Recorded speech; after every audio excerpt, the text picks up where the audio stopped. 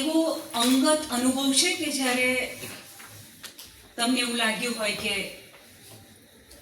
આ તપઋતુ આવી અને મેં ઉપવાસ ના કર્યા, અથવા હું ઉપવાસ ના કરી શકી,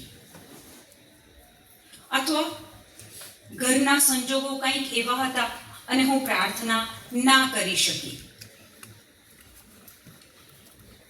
અથવા દર શુક્રવારે સલૂનના ચર્ચમાં રેગ્યુલરલી જઉં છું, છેલ્લા 2-3 શુક્રવારથી હું ના જઈ શકી, આજે અમુક ખાસ પ્રાર્થના હું ના કરી શકી, આજે કદાચ પોર્નોગ્રાફી જોઈ છે, આજે કદાચ ઘરના કોઈ સભ્ય ઉપર મેં બિનજરૂરી ગુસ્સો કર્યો છે,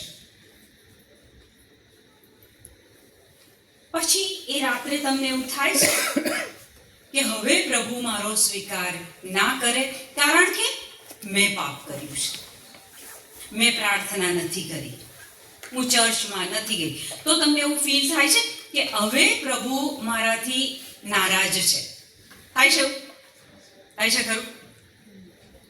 બાઇબલમાં એક પ્રસંગ છે કે રાજાએ આમંત્રણ આપ્યું અને પછી કહે છે કે પેલા એક જણને કહે છે કે જાઓ, એને અંધકારમાં નાખો, એના હાથ પગ બાંધી દો, જ્યાં રોવાનું ને દાંત પીસવાનું ચાલે.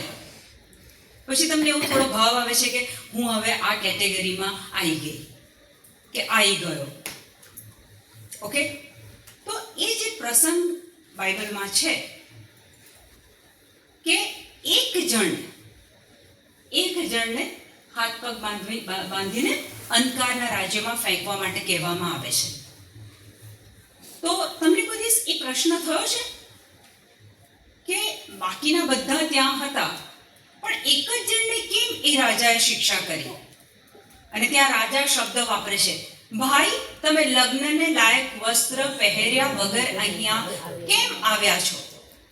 એક જ જણ, અને એને શિક્ષા થાય છે. તમને કોઈ દિવસ એવો પ્રશ્ન થયો છે કે ત્યાં આટલા બધા હતા, આને જ કેમ શિક્ષા કરી? થયો છે? જવાબ નથી મળ્યો. પ્રભુ આજે આપણને જવાબ આપવાના છે. એના માટે આપણે એ થોડાક વચનો પહેલા સાંભળી લઈએ, પછી એનું એક્સપ્લેનેશન આપણે સાંભળીએ. ઓકે? માથી 22 કલમ 1-14.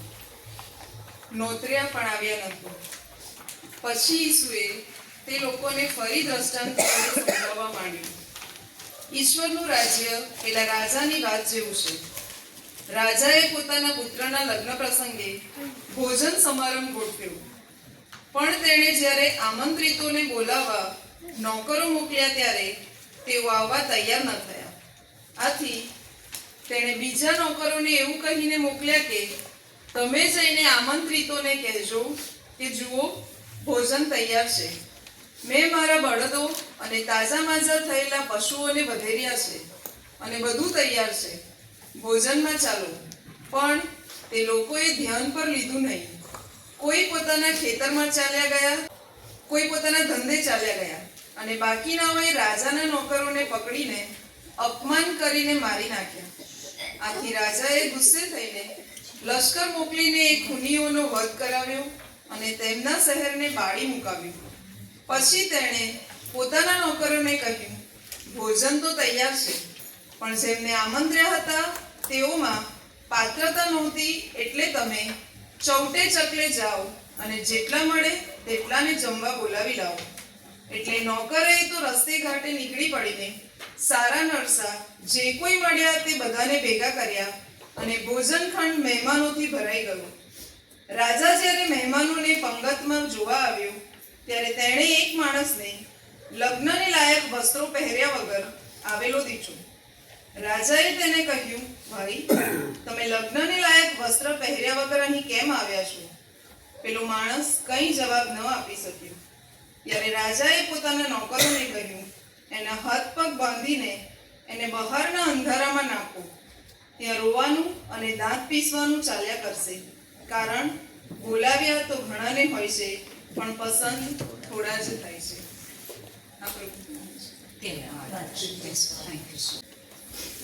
અહીંયા ભાર એક શબ્દ પર આવે છે, લગ્નને લાયક વસ્ત્ર.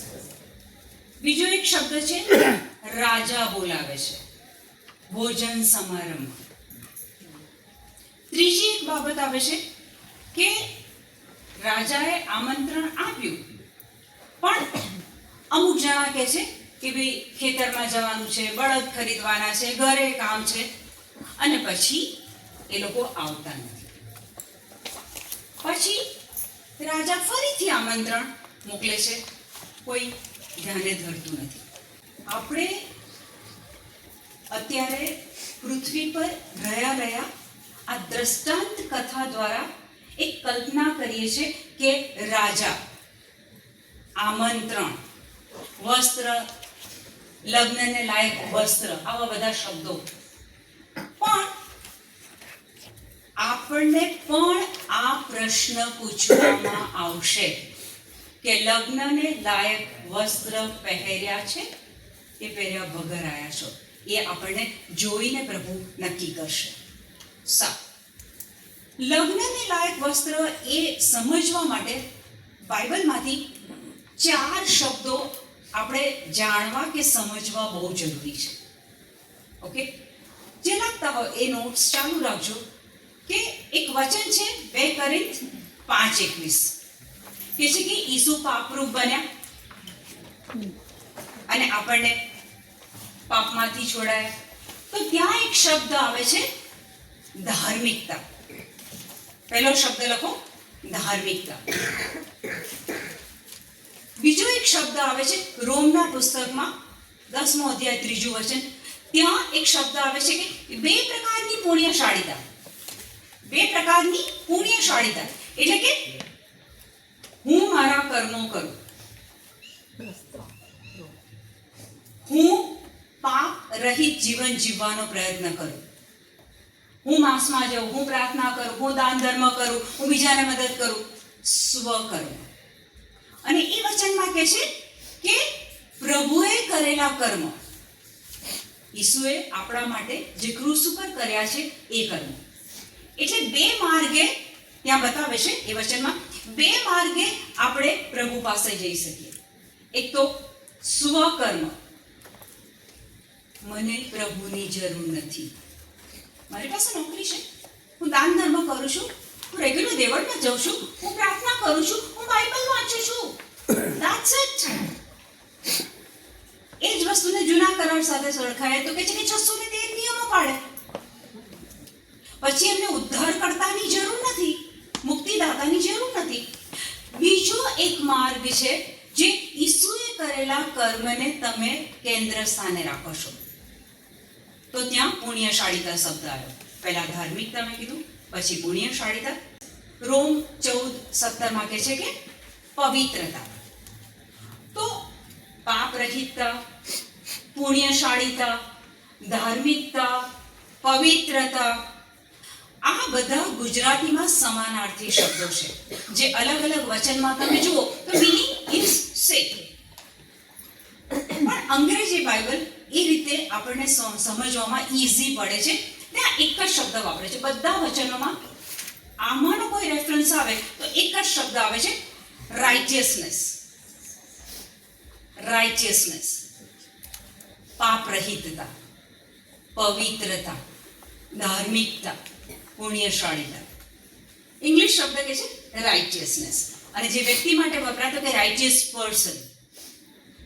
Vote is the meaning of, તમે રાઇટિયસ જ્યારે શબ્દ બોલો છો, રાઇટિયસનેસ બોલો છો, પાપ રહિતતા બોલો છો, ધાર્મિકતા બોલો છો, તો શું સમજો છો તમે? આજની બાબત જે પવિત્ર આત્મા તમને સમજાવવાના છે, મને ને તમને સમજાવવાના છે. જો આજનો આ મેસેજ તમારી અંદર હૃદયમાં ઉતરી ગયો, નસમાં ઉતરી ગયો, તમારા લોહીમાં વણાઈ ગયો, તો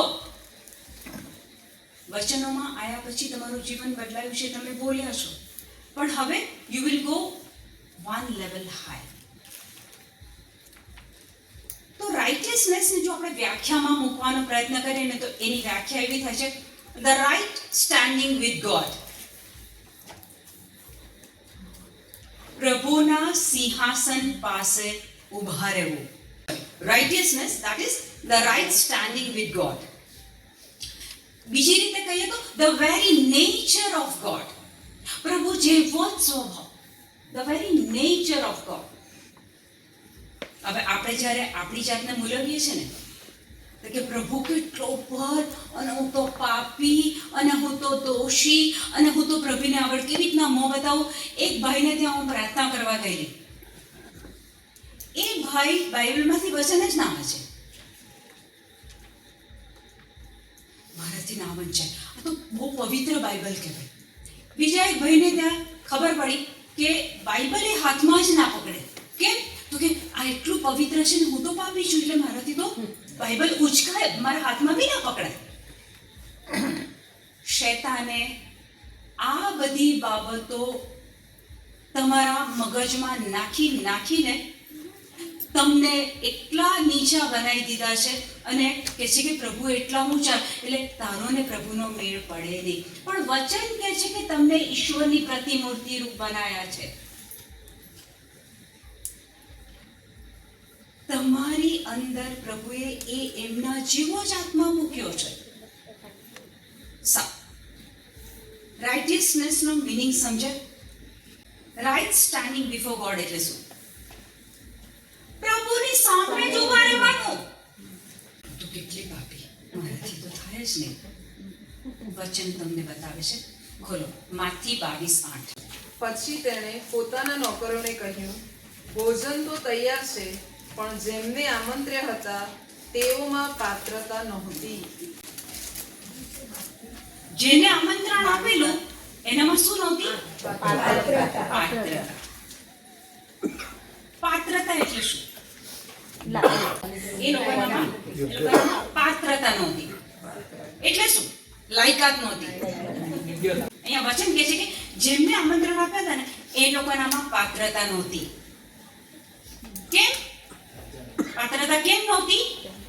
કારણ કે એમણે રાજાના આમંત્રણને અસ્વીકાર કર્યો છે. મને ને તમને ઈશ્વર પિતાએ એના પુત્રના ભોજન સમારંભમાં આમંત્રણ આપેલું છે. આપણી પાત્રતા કે અપાત્રતા ક્યારે સાબિત થાય છે? કે આપણે એના આમંત્રણને અસ્વીકાર કર્યો. ડે ટુ ડે લાઈફમાં ટાઈમ નથી મળતો. પુષ્પાબેન તમે રાખો છો એ બરાબર, પણ ટાઈમ નથી મળતો. પ્રોજેક્ટ હાથમાં લીધો છે ને, એ પહેલો પૂરો કરવો પડશે. પણ આજના મેસેજમાં તમારી જાતને એ સોનોગ્રાફીમાંથી એ પેલું શું કરાવો છો તમે? પેલું MRI માંથી, મશીનમાંથી પસાર કરજો કે પાત્રતા છે તમારામાં. પ્રભુનું વચન સાંભળવાનું થાય ને મધુબેન, પ્રભુનું વચન સાંભળવાનો સમય આવે ને તો યા તો સડનલી કોલ આવી જાય છે, યા તો દીકરા માટે ગરમ ગરમ રસોઈ કરવી હોય છે. પ્રભુ વચન બાજુ પર રહી જાય છે. આમંત્રણ છે, મને ને તમને આમંત્રણ છે ઈશ્વરના રાજ્યમાં, એ ભોજન સમારંભમાં. મને ને તમને આમંત્રણ છે. આજે પ્રકાશભાઈએ એમના ઘરને ખુલ્લું મૂકી દીધું. પ્રભુની યોજના હતી કે મારા પસંદ કરેલા લોકોને પ્રભુ વચન મળે, રાત્રિ આરાધના મળે. એક ઘરની તપાસમાં હતા 1 વર્ષથી આપણે લોકો. એક રૂમની તપાસમાં હતા કે એક રૂમ મળે અને આપણે રાત્રિ આરાધના કરીએ. ઓલમોસ્ટ 1 યર પૂરું થયું. પ્રભુએ આપણી એ ઈચ્છાને જોયેલી કે આ લોકોની ઈચ્છા છે. પ્રભુએ આ ઘરને પસંદ કર્યું. હવે માનો કે અત્યારે આ પ્રકાશભાઈ ને રૂપલ એ ઘરને તાળું મારી રાખે છે. ભાઈ અમે નવું પેઇન્ટ કરાયું છે અને નવું જ લીધું છે, અને આટલા 40-45 લોકો બેસશે તો ક્યાંક ડાઘા પડશે ચાના, ક્યાંક ખાવાના ડાઘા પડશે. શુભ સંદેશ માટે આપણને આમંત્રણ બધાને મળ્યું છે, પણ એ આમંત્રણને આપણે સ્વીકારીએ છીએ? એમણે એ સ્વીકાર્યું. He opened his door કે જ્યાં ઈશ્વરનું રાજ્ય સ્થપાઈ શકે.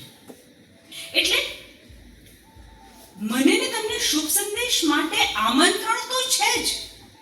જગ્યા કઈ નક્કી કરવી, નડિયાદમાં ટુંડેલ ગામ પસંદ કરવું કે પછી કોકનું ઘર અમદાવાદમાં, બધાને આમંત્રણ છે. માંથી 22:10 વાંચો ને. એટલે નોકરોએ તો રસ્તે ઘાટે નીકળી પડીને સારા નરસા જે કોઈ મળ્યા તે બધાને ભેગા કર્યા. ઓકે રાજાએ આમંત્રણ આપ્યું, પછી પેલા લોકોએ બહાના કાઢ્યા, પછી રાજાએ ફરીથી આમંત્રણ આપ્યું, ત્યારે પણ એ લોકો આવ્યા નહીં. હવે ત્રીજો સ્ટેજ આવ્યો આમંત્રણનો. હવે રાજા શું કહે છે સાંભળો. એટલે નોકરોએ તો રસ્તે ઘાટે નીકળી પડીને સારા નરસા જે કોઈ મળ્યા તે બધાને ભેગા કર્યા અને ભોજનખંડ મહેમાનોથી ભરાઈ ગયો. બરાબર. સેકન્ડ ટાઈમ હવે શું કરે છે રાજા? અકળાઈ જાય છે. જાઓ રસ્તે ઘાટે, ચોરે ચૌટે, ઇંગ્લિશમાં બાઇબલમાં કહે છે હાઈવેઝ પરથી તમને જે મળે, જેવા મળે લેતા આવો. બે પ્રકારના લોકો છે. એક તો પ્રભુની પસંદ કરેલી પ્રજા છે જે આમંત્રણને પાત્ર નથી રહી. હવે પ્રભુ કહે છે ચોરે ચૌટે જ્યાંથી લોકો મળે ને બોલાવો. શુભ સંદેશ ફક્ત ખ્રિસ્તીઓ માટે નથી. શુભ સંદેશ એ દરેક વ્યક્તિ માટે છે. હવે શું કરે છે પેલા લોકો? બોલાવી લાવે છે અને પછી આખો ભોજન સમારંભ ભરાઈ જાય છે. અને ભોજન સમારંભ ભરાઈ જાય છે પછી રાજા જોવા નીકળે છે. વચનમાં કહે છે કે સારા અને નરસા જે મળે ને બધા. તો વચનમાં કહે છે સારા અને નરસા. તો સારા લોકો કોણ અને નરસા લોકો કોણ? સારા કોણ ને ખરાબ કોણ? એટલે નોકરોએ તો રસ્તે ઘાટે નીકળી પડીને સારા નરસા જે કોઈ મળ્યા. સારા નરસા. સારા લોકો આપણે દુનિયાવી રીતે જોઈએ તો જેના મૂલ્યો, જેના આચાર વિચાર સારા છે, મૂલ્યો ઊંચા છે, જેનું વર્તન વ્યવહાર, વાણી વ્યવહાર સારા છે, અને એનાથી ઊંધા તો કહે છે કે ભાઈ ખરાબ માણસ. ધર્મ આપણને આ શીખવાડે છે. પ્રિયલ રેગ્યુલર દેવળમાં જાય છે, that means કે she is a good girl. સારી. પછી ઘરે આવીને શું કરે છે? નહીં. દુનિયા જોવે છે એ રેગ્યુલર દેવળમાં જાય છે. પેલી વ્યક્તિ રેગ્યુલર આ પ્રાર્થના કરે છે, પેલી વ્યક્તિ બધી નોવેનાસ અટેન્ડ કરે છે. આપણે આને એક સારા માણસ તરીકે જોઈએ છે. આ આપણી દ્રષ્ટિ છે. હું બાઇબલની દ્રષ્ટિથી તમને આજે બતાવવા માંગુ છું. બાઇબલની દ્રષ્ટિ. સારા માણસો અને નરસા માણસો આ બધું નથી કરતા. એ આપણી રીતે આ બધા પાપી કહેવાય. જો ને મોટી મોટી વાતો કરે છે પણ જો આવે છે ધર્મયાત્રામાં નથી આવતી.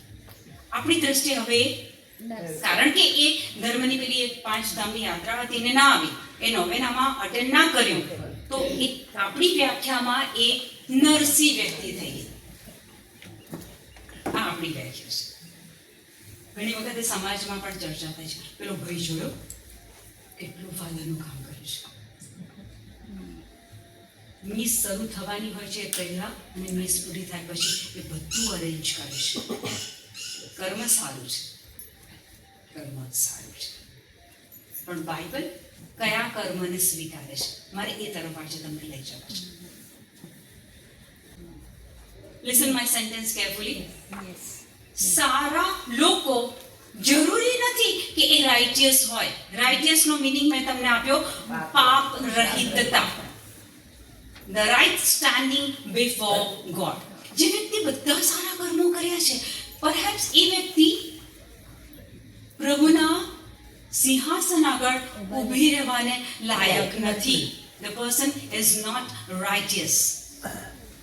ઉતરે છે હું જે કહું છું એ? સારા લોકો આપણી નજરમાં જે બાહ્ય કર્મો સારા કરે છે, લોકોને દેખી શકાય છે, લોકો દ્વારા જોઈ શકાય છે. દેવળમાં જાય છે, પ્રાર્થના કરે છે, ઉપવાસ કરે છે. તો આ સારી કેટેગરીમાં આવે છે. સારા વચન કહે છે કે સારા અને નરસા બધા લોકોને ત્યાં ભોજન સમારંભમાં લાવવામાં આવ્યા. ત્યાં પ્રભુ એવું નથી કીધું કે તું સારા સારા લોકોને લાવજે. જ્યાં રસ્તા પર અને સારા કે ખરાબ, સારા કે નરસા બધાને ભોજન સમારંભમાં લઈ આવ. એટલે જ્યારે રાજા બોલાવે છે ત્યારે એ તમે બહારના કર્મો કયા કર્યા છે એના પર નથી બોલાવતો. એ રાજા તો તમને ઇન્વાઇટ કરે છે, એ પ્રભુ તો તમને ઇન્વાઇટ કરે છે. ઈશ્વરના રાજ્યના ભોજન સમારંભમાં આમંત્રણ આપણને મળ્યું છે. આપણે સારા છીએ તોય, આપણે ખરાબ છીએ તોય. પણ સારા અને રાઇટિયસ, સારા અને પાપ રહિત, સારા અને પુણ્યશાળી વચ્ચે ભેદ છે. હવે ક્લિયર થતું? દુનિયાની રીતે સારા એ પ્રભુની દ્રષ્ટિએ રાઇટિયસ ના પણ હોય.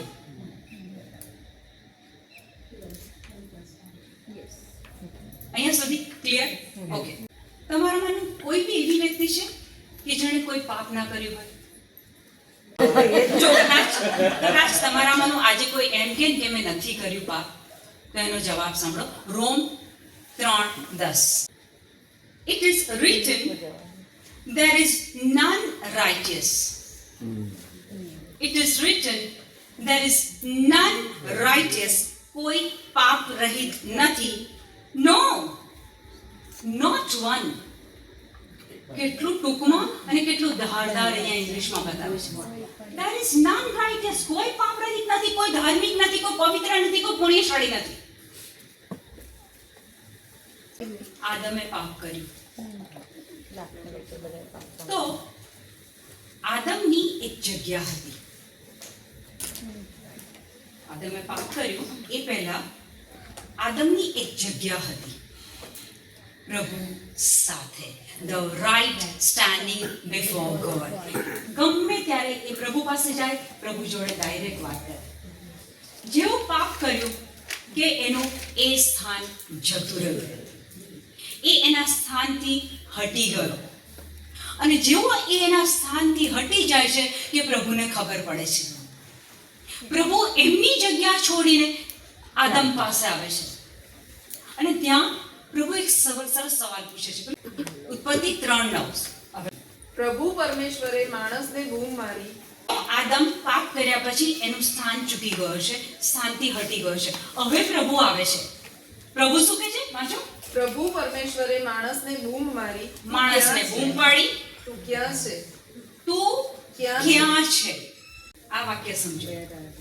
પ્રભુ આદમને એવું નથી કહેતા, અરે આદમ તે શું કર્યું?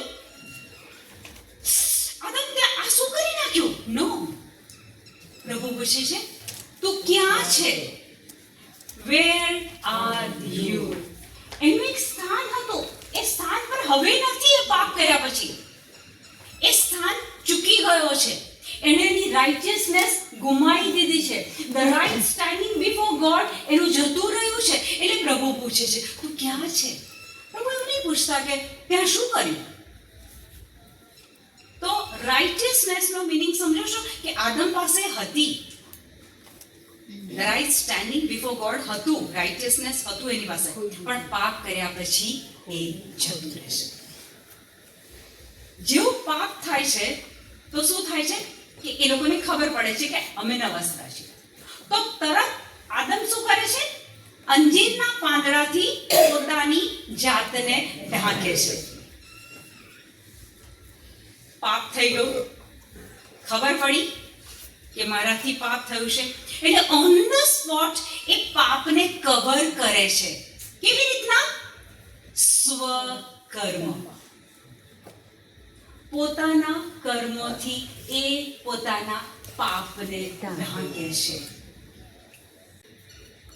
એ અંજીરના વસ્ત્રો એ જે પહેરે છે, ઈસુ એ વસ્ત્રોને, પ્રભુ એ વસ્ત્રોને સ્વીકારે છે. પ્રભુ એ વસ્ત્રને સ્વીકારે છે ખરા? એ અંજીરના વસ્ત્રોને, સ્વકર્મે બનાવેલા વસ્ત્રોને પ્રભુ સ્વીકારતા નથી. સાંભળો. પછી પ્રભુ પરમેશ્વરે અંજીરના પાંદડાથી વસ્ત્રો બનાવીને પહેર્યા એ લોકોએ. હવે પછી પ્રભુ પરમેશ્વરે આદમ અને તેની વહુ માટે ચામડાના વસ્ત્રો બનાવ્યા અને તેમને પહેરાવ્યા. પ્રભુ પરમેશ્વરે શું કર્યું? એક પ્રાણીનું બલિદાન લીધું. એની ચામડીમાંથી, એના ચામડામાંથી આદમ અને હેવાને વસ્ત્રો પહેરાયા. એટલે એક વસ્તુ સમજી લો કે પાપ થયા પછી સ્વકર્મે બનાવેલા વસ્ત્રો પ્રભુ સ્વીકારતા નથી. અને આ બધા જ પૃથ્વી પરના બધા જ લોકો ને બધા ધર્મના લોકો આ કરે છે.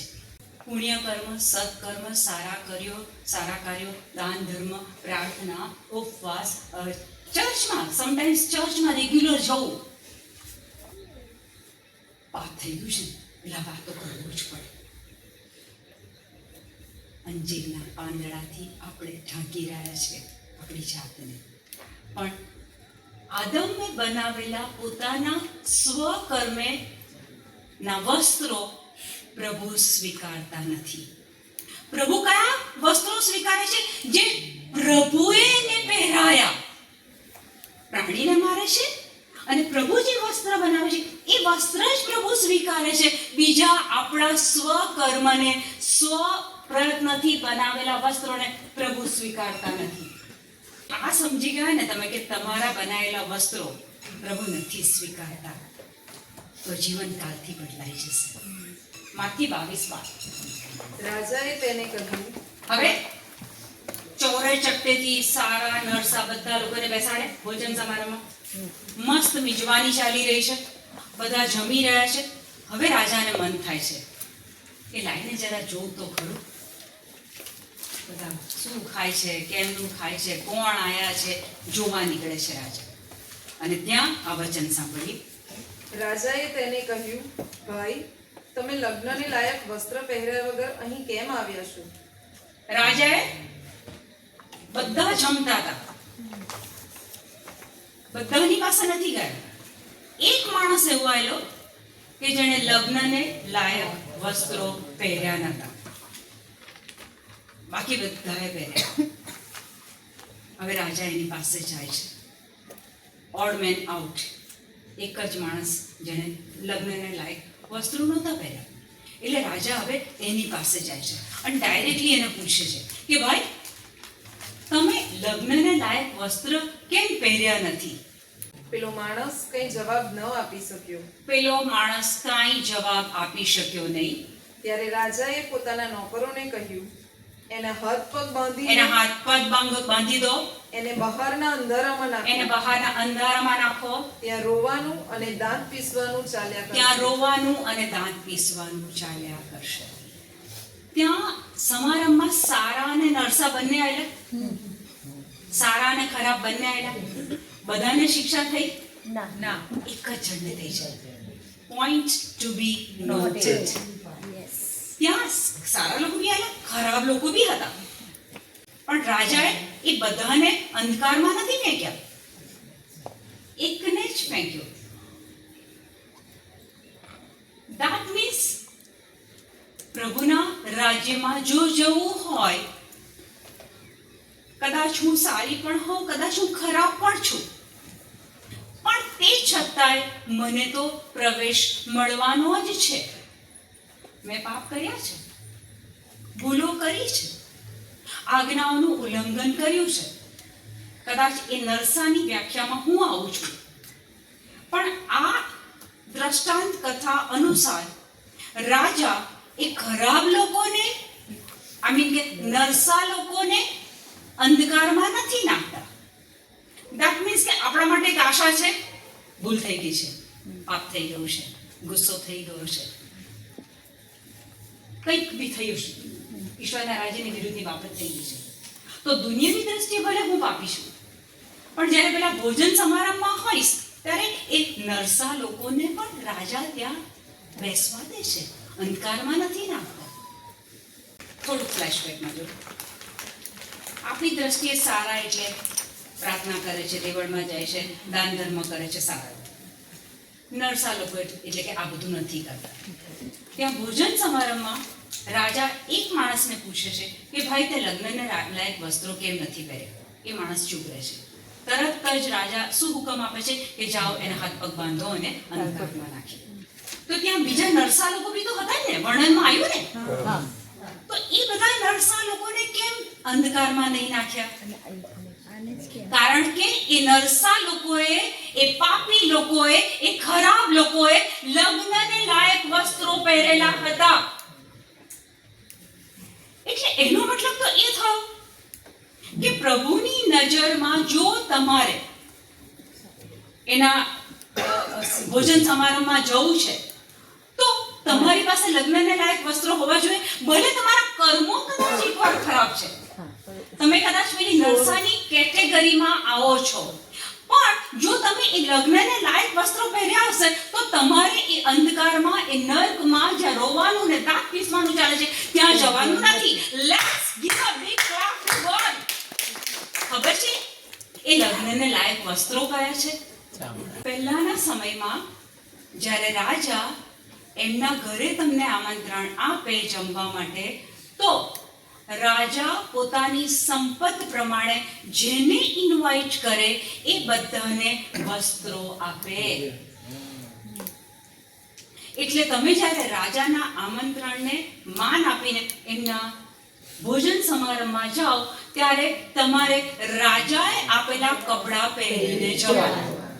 બાય ચાન્સ જો તમે એ વસ્ત્રો નથી પહેરતા તો તમે એ પ્રોટોકોલને તોડો છો અને ત્યાં તમે શિક્ષાને પાત્ર બનો છો. તો પ્રભુ જ્યારે આપણને આમંત્રણ આપે છે, એક દુનિયાવી રાજા જ્યારે તમને આમંત્રણ આપે તો વસ્ત્ર પહેલા મોકલાવે અને પછી કહે કે આવજે.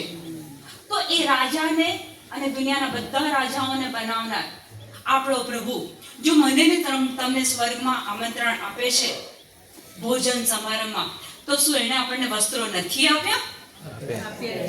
એને જે વસ્ત્રો આપ્યા છે ને એની ખાસિયત શું છે ખબર છે? જીયાન માટે જીયાનની સાઈઝના વસ્ત્રો છે, જયંતીભાઈ માટે એમની સાઈઝના વસ્ત્રો છે, મારા માટે મારી સાઈઝનું વસ્ત્ર છે. એ વસ્ત્ર કયું ખબર છે? જાણવું છે? આજથી પહેરી લેવું છે? ચોક્કસ સુનિતા, ચોક્કસ. યશાયા 61:10 વાંચો. પ્રભુના ઉપકારો સંભાળીને મારો આનંદ સમાતો નથી. મારા પરમેશ્વરને સંભાળીને મારું હૈયું હર્ષથી ઉભરાય છે, કારણ તેણે મને મુક્તિના વસ્ત્રો પહેરાવ્યા છે. તેણે મને વસ્ત્રો પહેરાયા છે. તેણે મને મુક્તિના વસ્ત્રો પહેરાયા છે, પહેરાવી દીધા છે. જીયાન પાસે જીયાનની સાઈઝના વસ્ત્રો છે, જેડન પાસે જેડનની સાઈઝના વસ્ત્રો પહેરાયા છે. મારા માટે મારી સાઈઝના વસ્ત્રો ઓલરેડી પહેરાવી દીધા છે. આપણે શું સમજીએ છીએ કે હું સારા કર્મ કરીશ, સારું જીવન જીવીશ, બધું કરીશ, પછી મને મુક્તિના વસ્ત્રો મળશે. અહીંયા વચન કહે છે, ઇંગ્લિશમાં સાંભળીએ. He has clothed me with garments of salvation. Already he has clothed me. પહેરાવી દીધા છે. વિજયના વાઘા સજાવ્યા છે, જાણે હારથી શોભતો વરરાજા. વિજયના વાઘા સજાવ્યા છે. તેણે આપણને શું કર્યું છે? વિજયના વાઘા સજાવ્યા. વાઘા એટલે He has covered me with the robe of righteousness. R-O-B. What is the meaning of robe? Jabbo. He has covered me with the robe of righteousness. પાપ રહિતતા, ધાર્મિકતા, પુણ્યશાળીતા, પવિત્રતા. એને ઓલરેડી મને રાઇટિયસનેસ નો જબ્બો પહેરાવી દીધો છે. આપણે શું સમજીએ છીએ? મારા કર્મોથી હજી મારે એ વસ્ત્રો પહેરવાના છે. હું કર્મો કરીશ, પછી પ્રભુ પ્રસન્ન થશે તો મને મળશે. વચન કહે છે કે ઓલરેડી એમણે તમને એ મુક્તિના વસ્ત્રો પહેરાવી દીધા છે. એ રાઇટિયસનેસનો જબ્બો પહેરાવી દીધો છે. અને તમે સમજો તો આપણે બધા સ્વકર્મમાંથી મુક્ત થઈ જઈએ છીએ. આજે રોઝરી રહી ગઈ, નોવેનાનો એક દિવસ પડી ગયો, અને પછી પરિણામે ઉપવાસ રાખ્યા હતા, એમાં એક ટંકે ભૂલથી પેલું ભીંડું ખાધું. પ્રભુ કહે છે તે ભીંડું ખાધું કે ઈંડું ખાધું? તે પાપ રહિતતાનો જબ્બો પહેર્યો છે. Again I read, He has clothed me with the garment of salvation. મુક્તિના વસ્ત્રો એણે મને પહેરાવી દીધા છે. He has covered me with the robe of righteousness. મને પાપ રહિતતાનો જબ્બો પહેરાવી દીધો છે. પછી આજે કદાચ 2 વર્ષે નથી બોલાયા, આજે દેવળમાં નથી જવાયું, પણ જો તમારી પાસે એ વસ્ત્ર હોય, સારા અને નરસા, બધાને ના નર્કમાં નાખ્યા અથવા અંધારામાં નાખ્યા, ખાલી એક જણ કે જેણે લગ્નને લાયક વસ્ત્ર પહેર્યું નહોતું એને નાખ્યું છે. ભલે ને નાની મોટી ભૂલો થઈ ગઈ, પ્રભુ કહે છે કે એટલે તો હું આવ્યો છું નીચે, એટલે તો મેં બલિદાન આપ્યું છે. મોટા ભાગના લોકોના વસ્ત્રો કયા હોય છે?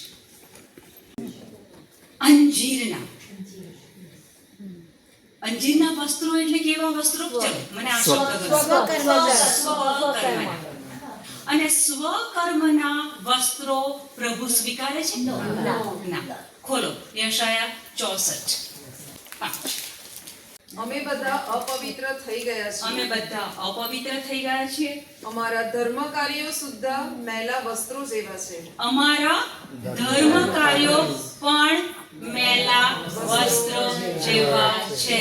અમારા ધર્મ કાર્યો પણ મેલા વસ્ત્ર જેવા છે.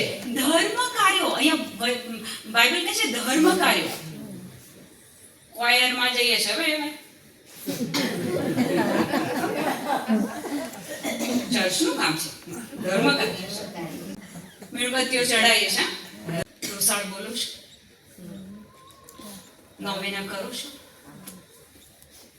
ધાર્મિક સરઘસમાં જોડાઓ છો. હું નથી કહેતી, વચન કે છે ધર્મ કાર્યો પણ મેલા વસ્ત્ર જેવા છે. હું આ એટલા માટે આજે કહું છું કે એક સમય હતો જેણે મને અમદાવાદમાં જોઈ છે શરૂઆતના વર્ષોમાં. જવાનું અને આટલી બધી મીણબત્તીઓ ચડાવવાની જ, ના ચડાવી હોય તો અંદર ગિલ્ટી. આજે મધર મેરી મારાથી નારાજ, ફૂલ ચડાવવાના જ. જો હું નહીં ચડાવું તો પાપી છું. વચન કહે છે કે તમારા ધર્મ કાર્યો, ઘણી વખતે લોકોને દેખતા બી ધર્મ કાર્યો થાય છે, લોકોની ધ્યાનમાં આવવા માટે પણ ધર્મ કાર્યો થાય છે, મોટે મોટેથી ગાવાનું, મોટે મોટેથી પ્રાર્થના કરવાની થાય છે. તમે સમજો કે સ્વકર્મો એ ધર્મ કાર્યો એ મેલા વસ્તુ છે. તમે જ્યારે સ્વર્ગના દરવાજે ઊભા હશો અને પ્રભુ તમને પૂછશે કે તે શું કર્યું, તમે કહેશો આ કર્યું, આ કર્યું, આ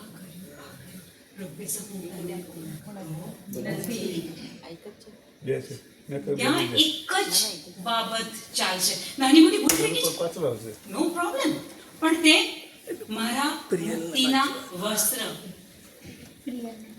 રોબ ઓફ રાઇટિયસનેસ, પાપ રહિતતાનો જબ્બો તે પહેર્યો છે. આ શબ્દ પકડી રાખજો, તમારા ધર્મ કાર્યો પણ મેલા વસ્ત્રો ધરાવશે. આ વચ્ચે આખું બાઇબલ તો બહુ સારી ભાષામાં કહે છે. એક બાઇબલ મેં વાંચ્યું, ઇંગ્લિશમાં પણ એક બાઇબલ, એક ભાષાંતર મેં વાંચ્યું. કહે છે કે સ્ત્રીને માસિક ધર્મ આવે ને જે કપડાં હોય ને, તમારા ધર્મ કાર્યો એ કપડાં બરાબર છે. અને આ મેં નથી કહેતી, એ બાઇબલમાં છે અને અંગ્રેજી ભાષાંતરમાં છે. ફિલ્ધી રેગ્સ, તમારા ધર્મ કાર્યો ફિલ્ધી રેગ્સ. પ્રભુ આગળ એ ધર્મ કાર્યો લઈ જશો ને તો એ ચીથરા પ્રભુ માટે.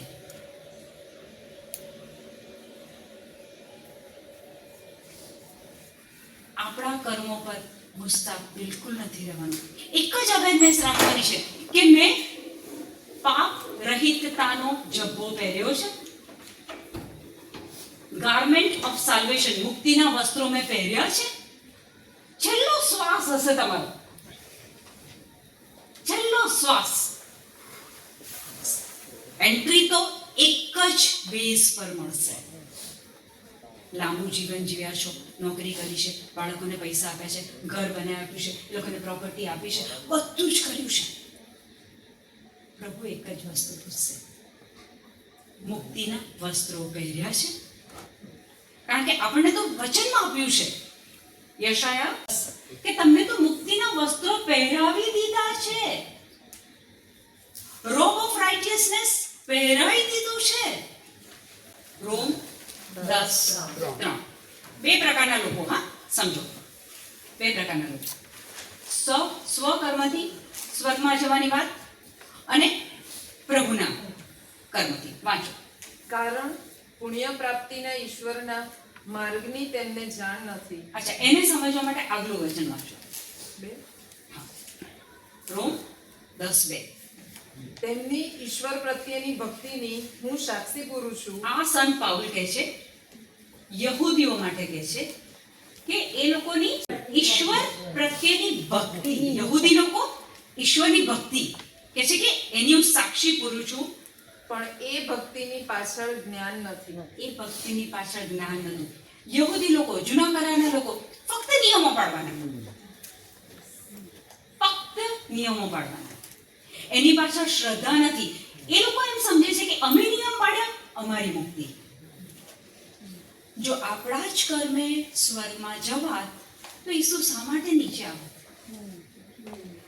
આપણે આપણા કર્મે ઉપર નથી જઈ શકતા, એટલે તો આપણને મુક્તિદાતાની જરૂરત છે. હવે આગળ વાંચો. કારણ પુણ્ય પ્રાપ્તિના ઈશ્વરના માર્ગની પુણ્ય પ્રાપ્તિ, રાઇટિયસનેસ. આ શબ્દ હું ઘડી ઘડી રિપીટ કરું છું ફરીથી.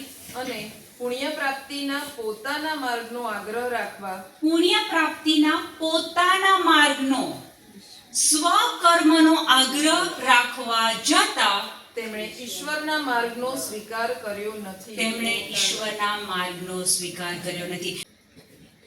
એટલે એનો મતલબ એવો થયો કે આપણે ચર્ચમાં નહીં જવાનું, આપણે પ્રાર્થના નહીં કરવાની, આપણે ઉપવાસ નહીં કરવાનો, એવું થયું? Don't misunderstand. મને મારા પ્રત્યે કોઈ ગેરસમજૂતી ઊભી ના કરતા. પ્રાર્થના બી કરવાની છે, બાઇબલ બી વાંચવાનું છે, દેવળમાં બી જવાનું છે, ઉપવાસ બી કરવાનો છે, દાન ધર્મ બી કરવાનું છે. પણ એને જો તમે એમ સમજતા હોય કે આ મારો વિઝા છે, આ કર્યું એટલે પત્યું, એવું આ કર્યું એટલે મારું સ્વર્ગ પાકું, તો ત્યાં આપણે ભૂલ કરી છે. આ કરવાનું છે, ટ્રેન કરવાનો છે, દાન ધર્મ કરવાનું છે, બધું જ કરવાનું છે. પણ એને આપણે આપણી ટિકિટ તરીકે ના લઈ શકીએ કે મેં આ કર્યું, મેં નિયમો પાડ્યા, બસ હવે મને કોઈ મુક્તિદાતાની જરૂર નથી. ના, એને સમજવા માટે આદમે પાપ કર્યું, અંજીના વસ્ત્રો, પ્રભુએ ના સ્વીકાર્યા, પ્રાણીના ચામડાના વસ્ત્રો. આપણને પ્રભુ કહે છે કે તમને એ મુક્તિના વસ્ત્રો તો પહેરાવી દીધા છે. એ મુક્તિનું વસ્ત્ર, ધ વર્ડ મુક્તિનું વસ્ત્ર, એ વસ્ત્ર શું છે? એ વસ્ત્ર શું છે? વચન કહે છે કે આપણને એ મુક્તિનું વસ્ત્ર પહેરાવી દીધું છે. એ વસ્ત્ર, એ વસ્ત્ર શું છે? અત્યારે તમે એ વસ્ત્ર પહેરેલું છે, મેં એ વસ્ત્ર અત્યારે પહેરેલું છે. એ વસ્ત્ર કયું? એને સમજવા એ વસ્ત્ર ઉપર હું લઈ જાઉં છું. રોમ 6:3 કાઢો. આપણે એ વસ્ત્ર પહેર્યું છે, આપણને આ પહેરાવવામાં આવ્યું છે. આજે એ સમજીએ એ વસ્ત્ર કયું. તમને ખબર નથી કે આપણે, તમને ખબર નથી, આજે બાઇબલ ઇઝ આસ્કિંગ યુ, તમને ખબર નથી કે આપણે સૌએ સ્નાન સંસ્કાર દ્વારા, આપણે સૌએ સ્નાન સંસ્કાર દ્વારા ખ્રિસ્ત ઈસુ સાથે સાયુજ્ય સાધ્યું હતું. ખ્રિસ્ત ઈસુ સાથે સાયુજ્ય સાધ્યું હતું. એકતા, સાયુજ્ય સાધ્યું હતું. ઓકે, અહીંયા સુધી ક્લિયર? ગલાત્યા 3:26. તમને ખબર નથી કે તમે સ્નાન સંસ્કાર લીધો ત્યારે ઈસુ સાથે સાયુજ્ય સાધ્યું હતું. ગલાત્યા 3:26. હવે તો રોમ શ્રદ્ધા બચ્યા તરત દ્વારા ગલાત્યા બોલ્યા. ઈસુ ખ્રિસ્ત સાથે સાયુજ્ય સાધી તમે બધા ઈશ્વરના સંતાનો થયા છો, ઈશ્વરના સંતાનો થયા છો. હા. કારણ સ્નાન સંસ્કાર દ્વારા ખ્રિસ્તની દીક્ષા લેનાર તમે બધાએ ખ્રિસ્તને પરિધાન કર્યા છે. તમે બધાએ ખ્રિસ્તને પહેર્યા છે. For as many of you as were baptized, જેટલાનું બાપ્તિસ્મા થયેલું, into Christ have put on Christ. To put on, પહેરવું. Those who are baptized have put on Christ.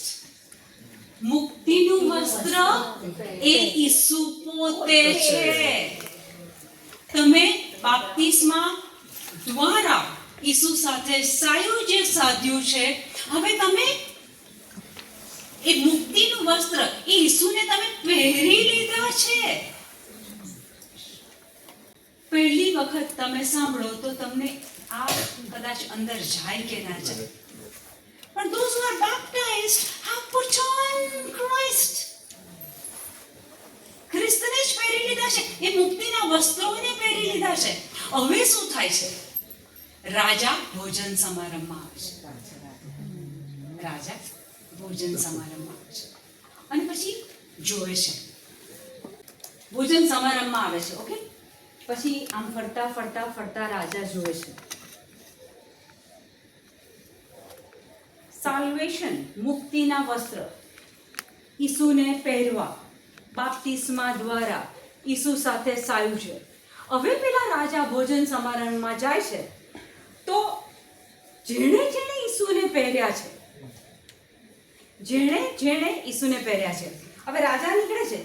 O he is my son, O he is my son, O he is my son, O he is my સન.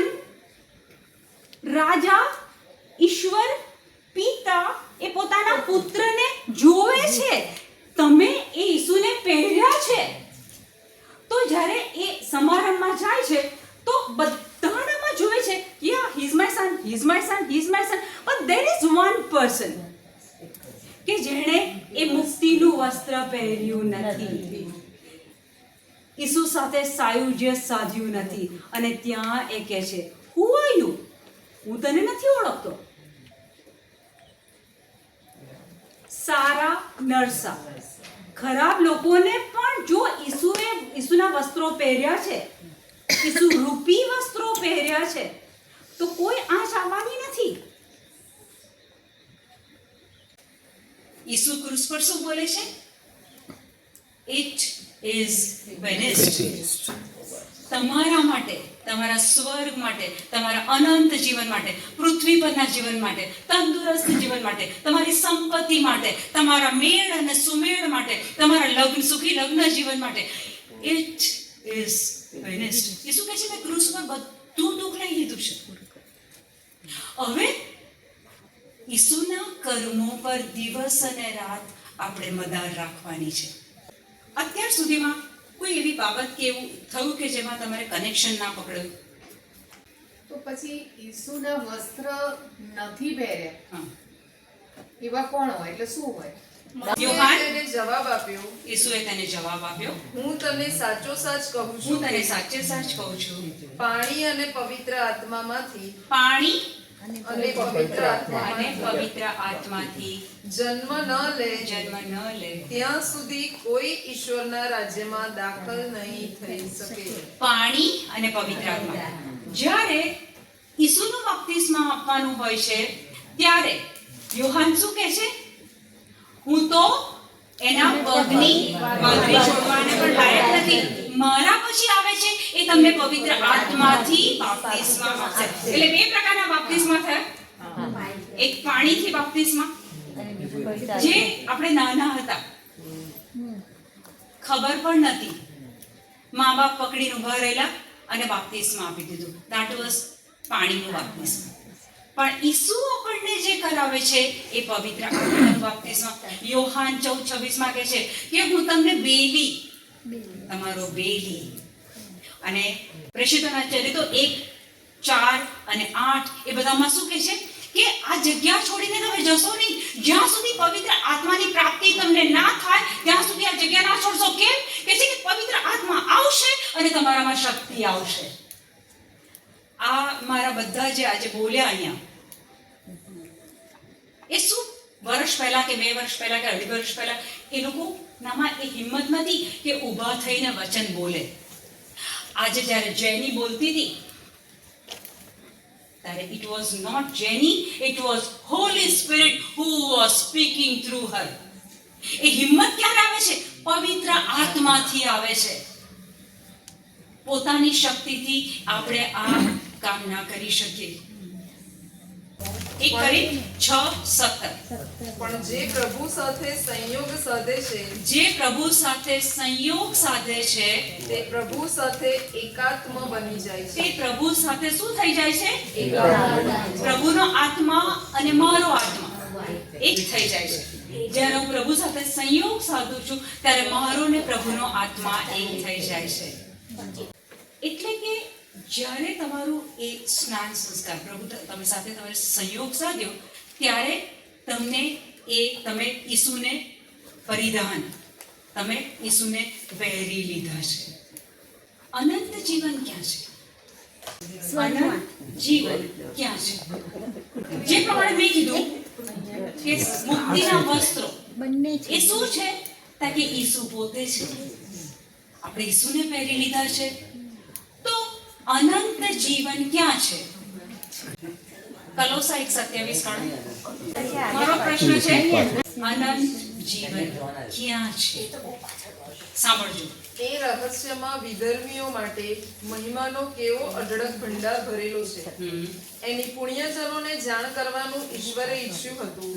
એ રહસ્ય એટલે તમારામાં વસતા ખ્રિસ્ત ભાવી મહિમાની આશા. એ રહસ્ય એટલે તમારામાં વસતા ખ્રિસ્ત. ખ્રિસ્ત ક્યાં વસે છે? વચન કે છે આપણી અંદર. આપણી અંદર. ઓકે. અનંત જીવન ક્યાં છે? 1 Yohan 5:11. And this is the testimony. Testimony નું ગુજરાતી શું થાય? સાક્ષી. આ એક સાક્ષી છે. This is the testimony that God has given us eternal life, and this life is in His Son. Eternal life ક્યાં છે? ઈસુમાં. ઈસુ ક્યાં છે? આપણામાં. અનંત જીવન ક્યાં છે? આપણામાં. હજુ તો પેરિસ કાઉન્સિલમાં કેટલા કામો કરીશ.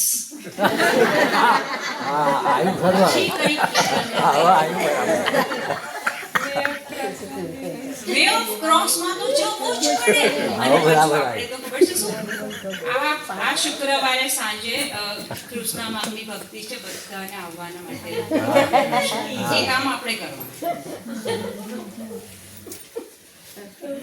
તમને હું તોડી નથી પાડતી, તમારી આંખ ખોલી રહી છું આજે.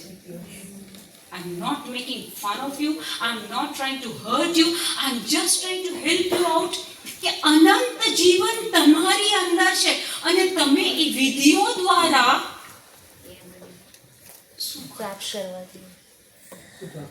ફરીથી કહું છું, કૃષ્ણ માર્ગની ભક્તિમાં જવું એ પાપ નથી. કૃષ્ણ માર્ગની ભક્તિની જાહેરાત આપવી એ પાપ નથી. પણ જ્યારે તમને એમ ખબર પડી જાય કે ખ્રિસ્ત મારી અંદર છે ને ખ્રિસ્તની અંદર અનંત જીવન છે, એ અનંત જીવન મારી અંદર છે. હવે જો મારું ફોકસ બહાર જાય છે, એ પ્રભુથી હટીને, એ ઈસુથી હટીને, એ મુક્તિના વસ્ત્રોને સાઈડ પર મૂકીને હું મારા વસ્ત્રો, મારી જાતે બનાવેલા વસ્ત્રો, મારી પ્રાર્થના, મારા ધર્મકાર્યો, પેલો રાજા જ્યારે આવશે, પિતા આવશે તો કહેશે મુક્તિનું વસ્ત્ર નથી પહેરેલું. એટલે આજથી પ્રાર્થના કરવાની, બમણી કરવાની, બાઇબલ વાંચવાનું, બમણું વાંચવાનું. પણ આ કર્યું એટલે હું સ્વર્ગને લાયક છું, ના. જો મારી પાસે મુક્તિનું વસ્ત્ર હશે તો જ ઈશ્વરના રાજ્યમાં પ્રવેશ મળશે. Any question? આપણે એમ વાત કરીને કે આ તપઋતુ છે એટલે આપણે કૃષ્ણની ભક્તિમાં જવાનું, બરાબર. એ ધર્મ કાર્ય તો છે, બરાબર.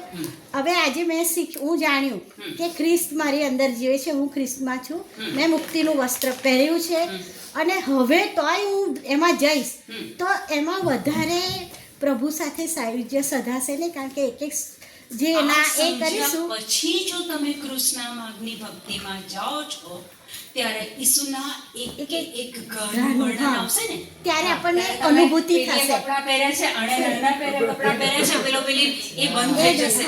અનુભૂતિ અનુભવાશે Tears એકદમ. will roll. યસ, એ આપણામાં એક એ અનુભૂતિ એ જશે એનું મારા પ્રશ્ન તમે પૂછી લીધો. લોહીની સેલો ફૂટી ફૂટી. હા. ત્યારે એ અનુભૂતિ તમને થશે.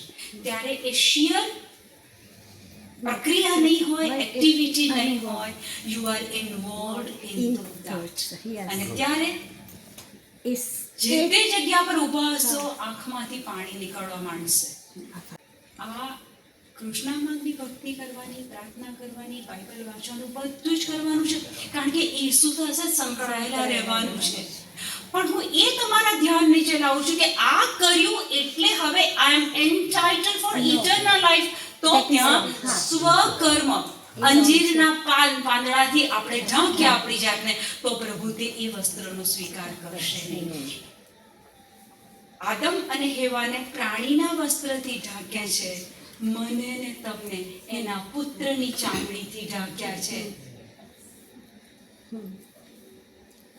અબ્રાહમના પુત્રનું બલિદાન લેવાનો ટાઈમ આવ્યો ત્યારે પ્રભુએ બલિદાન નથી લીધું, પણ મારા ને તમારા પાપોને માફ કરવા અને અનંત જીવન મળે એટલા માટે એણે એના પુત્રની સામે નથી જોયું. પુત્ર બોલે છે, father father why have you forsaken મી?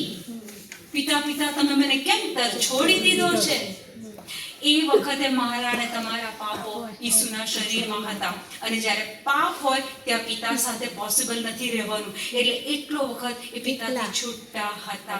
એણે એના પુત્રને વધેરી દીધો છે, એના પુત્રની ચામડીથી મને ને તમને એ સાલ્વેશનના વસ્ત્રો પહેરાયા છે. અને જો હજી આપણે આપણા કર્મો પર મુસ્તાક હોઈએ,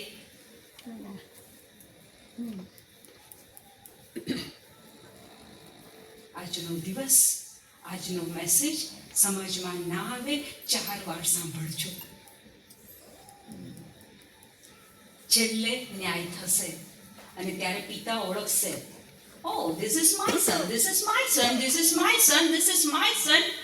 Who is there who has not put on the robe of righteousness? પાપ રહિતાનું જભો. આ કોણ એવું આવ્યું છે કે જેણે નથી પહેર્યું? પ્રભુ આજે મને ને તમને ઇન્વાઇટ કરે છે, એ ભોજન સમારંભમાં તૈયાર થઈ જાઓ. કશું આપણે તો કરવાનું જ નથી, જે કરવાનું છે એ પિતાએ એના પુત્રને મોકલી દીધો, પુત્રએ પોતાની જાતને આપી દીધી. મારે ને તમારે કંઈ નથી કરવાનું. આપણે ઈસુના ફિનિશ્ડ વર્ક, એણે પૂરા કરેલા કાર્યો ઉપર શ્રદ્ધા રાખવાની છે. જો આ સમજશો ને તો બોજામાંથી બહાર આવી જશો. અચ્છા, તપઋતુ છે એટલે કાળું જ પહેરવું પડે, અને ગુડ ફ્રાઈડે ના દિવસે બધા વ્હાઈટ કપડાં પહેરવાના. અરે, અંજીરના પાંદડા કાળા હશે કે સફેદ હશે કે બ્રાઉન હશે, નહીં ચાલે ત્યાં.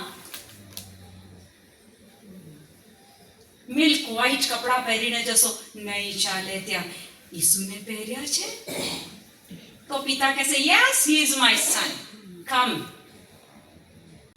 મેં તો મુક્તિના વસ્ત્રો પહેર્યા છે, સારા અને નરસા. ઘણી બધી ભૂલ થઈ જાય છે.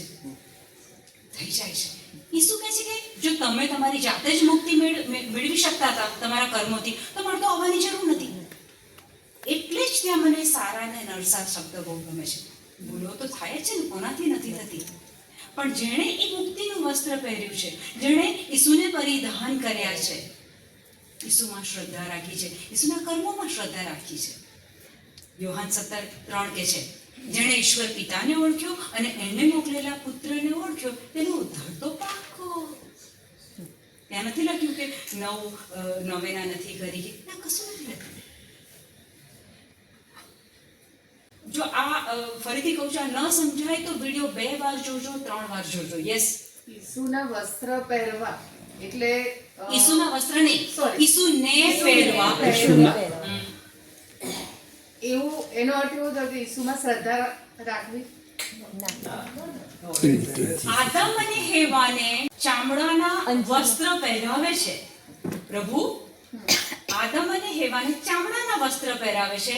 મને ને તમને એનો પુત્ર આપણને પહેરાવ્યો છે. અને એટલે જ જ્યારે આપણે સ્વર્ગમાં જઈશું, અત્યારે ખબર છે એવા ડોરબેલ ને એવા ઘર બન્યા છે.